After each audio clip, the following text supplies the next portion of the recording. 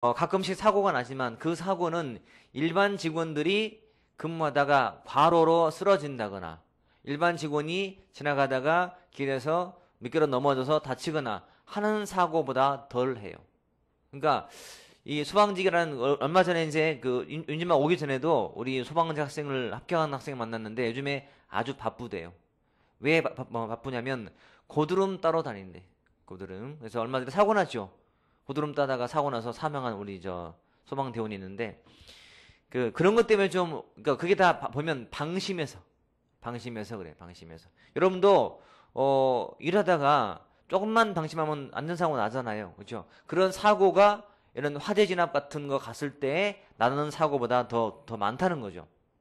아무튼 나중에라도 소방직 듣는 분들이 계시면 소방직은 또 혹시 주위에서 일반직 할까 뭐 할까 뭐 고민할 때 혹시라도 이제 그 소방직 하고 싶은 사람이 있다면 그냥 하라고들 이렇게 하세요. 괜찮아요. 왜냐면 우리가 하는 것만큼 그렇게 위험하지 않아요. 여러분 지금 가서 공부하고 있지만 이건 학원 근처에서 뭐 불이 맨날 나가지고 맨날 출동하고 뭐 그러던가요? 거의 그럴 일이 없죠. 없어요. 그만큼 안전한 직업이다. 오히려 앉아 있다가 누구한테 맞는 게 더 확률이 높아요. 그죠? 뭐 그렇게 위험한 직업은 아니니까 혹시라도 이제 소방직 하는 분이 계시면 그렇게 말씀해 주세요. 세 번째, 솔리스베리 같은 경우는 마지막에 자율규제 사례들, 의사회, 변호사회한테 규제권을 부여하는 것. RF 경보적 경보, 경쟁적 규제 정책은 많은 이권이 있는 재화나 서비스를 특정 개인, 기업체에 부여하면서 이들에게 특별한 장치를 부여하는 것. 자, 보호적 규제는 1번처럼 일반 대중을 보호하는 것. 그래서 근로기준법이라든지 독과점 규제라든지 최저임금제 등이 여기에 해당된다. 외교 국방은요 나온 적은 따로 없으니까 그냥 참고만 해도 되고 안 봐도 큰 내용이 없어요. 넘겨볼게요. 예제 다음 중 로이가 분류한 정책의 유형이 아닌 것은 로이가 분류한 뭐죠? 다 보이죠? 로구가 나와야 돼. 로구가 없네요. 분배는 거의 다 있는 것이고 분배와 배분 그 다음에 재분배도 거의 다 있고 규제에 거의 다 있지만 복지는 따로 없었죠. 복지 답은 금방 나온다. 2번 보시면 자 정책의 영향 또는 효과를 기준으로 정책의 유형을 분류할 때 그 성격이 가장 상이한 것은 물어봤죠. 1. 특수한 대상 집단에게 각종 서비스, 지위, 이익, 기회를 제공한다. 뭔가를 준다는 것은 뭐다? 분배 정책. 2. 특정 개인, 기업체, 조직 행동과 재량권에 제재나 통제나 제한을 가한다. 규제한다. 그 말이죠. 규제 정책. 3. 다수의 경쟁자, 보나마나 경쟁적 규제 정책. 각종 민관활동이 허용되는 조건을 인정함으로써 국민을 보호하자. 보호적 규제.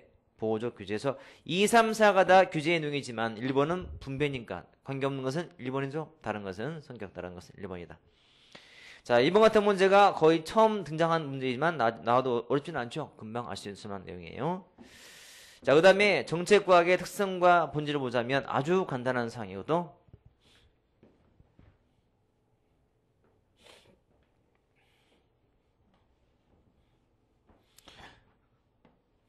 자, 우리 항상 공부를 하다 보면은 내가 늘 하는 얘기지만 성과가 안 보이면 사람이 지치게 돼요. 근데 한다고 하는데 이상하다. 왜 했는데 자꾸 까먹지? 왜 기억이 안 나지? 그건 당연한 것이고 자꾸 정말로 열심히 했는지를 항상 돌아와 보세요. 내가 열심히 하고 있는지.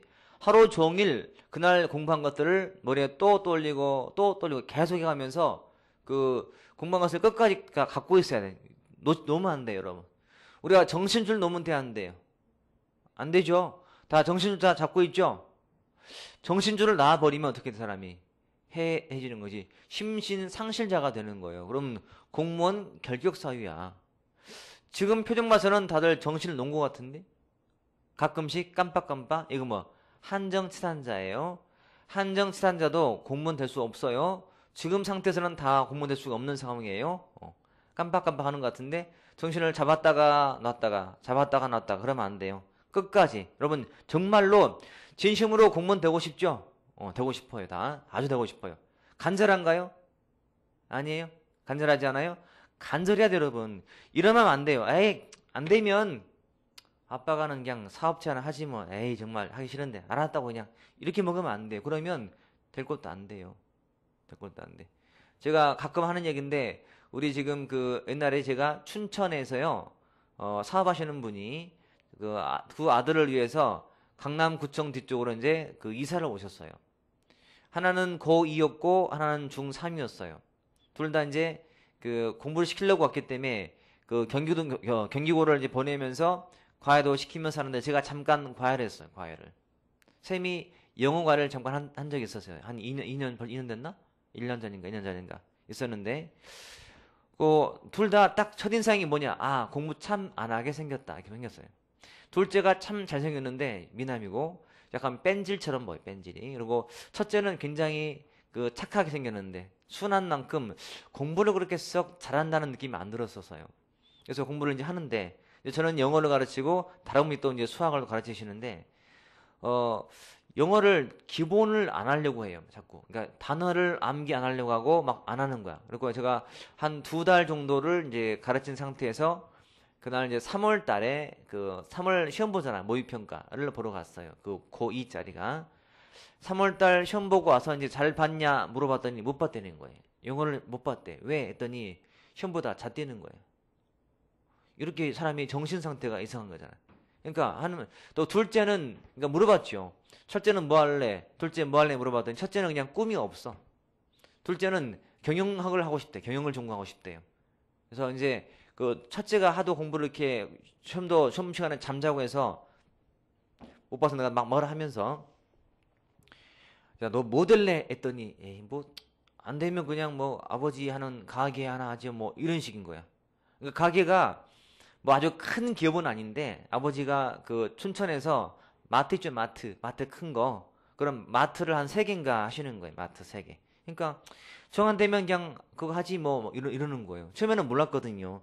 근데 아버님이 이제 춘천에서 원래 계시니까 사업을 하시다가 주말에 이제 오시거나 주중에 오시는데 오실 때마다 희한하게 남자분이 요플레라든지 우유 같은 것을 이렇게 가서 한 그릇 뭐 들고 오시는 거예요. 그래서 아버님 참 자상하시구나 라고 알고 있었는데 알고 봤더니 아빠가 가게에서 그냥 가져온 거였어요. 그러니까 정신 상태가 이렇게 좀 해이지면 안 돼요. 해이. 여러분 정신은 해이가 된 건 아니지만 적어도 정신을 바싹 차리고 하루 종일 그걸 계속 다시 되새기고 계속 하셔야 돼요. 계속 정말로. 그러니까 공부할 때만큼은 다른 데 이만큼도 못 들어오게 다른 게 야 친구랑 내일 만나서 내일 어디 놀러 갈 텐데 가면 뭐 하지? 그런 생각이 안 들게. 오늘 배운 거 뭐였지? 로이, 로구, 뭐 알, 상추, 막 상추니까 괜찮아 이것도. 선생님이 아침에 오후에 상추를 말했으니까 밤에 가서 상추 먹어요. 그건 괜찮아요. 그건 공부 연장이야. 오늘 집에 가셔서 삼겹살 비싸지만 갔다가 상추랑 싸 먹으세요. 상추를 막 되새기면서 상추. 너무 계속 상추만 먹으면 또 이게 돈 들어요. 그러니까 적당히 먹으세요. 적당히 먹으면서 상추 먹으면 계속 되새기세요. 알았죠? 그래서 자꾸 집중하는 거예요. 하루 종일 그 생각을 떠나면 안 돼요. 그 관심을 갖는 사람이 그 과목을 절대 안 놓고 갖고 있어요. 그러니까 이게 계속 연결되면 돼요. 내가 어제 배운 것도 내가 안 놓고 있고 오늘 배운 것도 안 놓고 내일 배워도 어제 오늘 거 안 놓고 계속 잡고 있어 보세요. 머리에다가 잡고 있어야 돼. 머리에다가. 그러면 그 과목은 뭔가 좀 보여 이게. 그렇잖아요. 그러니까 모든 과목이 확장시키면 똑같아요. 영어 마찬가지고. 모든 과목을 항상 그렇게 하시면 돼요. 자, 정책과학인데 이 정책과학은 아주 간단해요. 이 정책과학에 나온 배경은 뭐냐면은 이 행태과학에 대항하는 내용이었다. 행태과학에. 자, 사이먼 등 행토론자들이 행태과학을 강조했는데 지나치게 실증주의 방식을 취하다 보니까 한계가 와요. 한계가. 그래서 안 되겠다. 그래서 라스웰이라는 사람이 라스웰이 정책학 또는 정책과학의 창시자라고 봐도되는데 라스웰이 1951년도에 사이먼의 행정 행태론을 비판하면서 책을 써요. 야, 학문은 현실 문제에 도움을 줘야지. 순수하게 실증만 해서는 뭐 할래? 가치도 개입시켜서 문제를 풀어야지라고 막 열변을 토했지만 그 당시 분위기가 행태과학은 아니었어요. 모든 사회학의 분위기가 행태과학에 관심이 있기 때문에 밀려. 그래서 그때는 주목을 받지 못해요. 그러다가 나중에 미국 내에서 격동기 사회가 오죠. 그때가 어느 이론과 관계된 신행정학과 관계된 시기가 와요. 그 시기가 몇 년대요? 1968년도죠. 그러니까 미국 내에서는 그 60년대 말이 굉장히 격동의 시대인 말이죠. 격동의 시대. 많은 정치 문제, 경제 문제, 사회 문제, 그 많은 사회 문제를 뭘로 풀어야 돼. 근데 지금까지의 주류를 이루었던 행토론자들은 문제를 풀 수가 없는 상태가 된 거예요. 왜냐면 가치가 개입된 곳에는 그냥 어디 사실만 밝히는 거니까 뭔가를 해야 되는데 해야 된다는 말은 가치가 개입돼야 되지만 그게 안 되잖아요. 따라서 이제는 안 되겠다. 행태과학이 이제 약간 밀려나고 정책과학이 다시 부상하는 거죠. 부활이야, 부활.